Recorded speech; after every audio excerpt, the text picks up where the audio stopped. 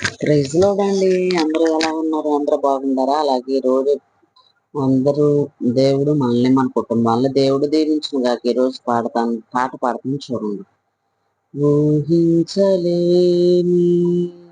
మేలులతో నింపిన నా యేసయ్యా నీకు నా వందనం. ఊహించలేని మేలులతో నింపిన నా యేసయ్యా నీకే నా వందనం. వర్ణింపగలనా నీ కార్యముల్, వర్ణింపగలనా నీ కార్యముల్.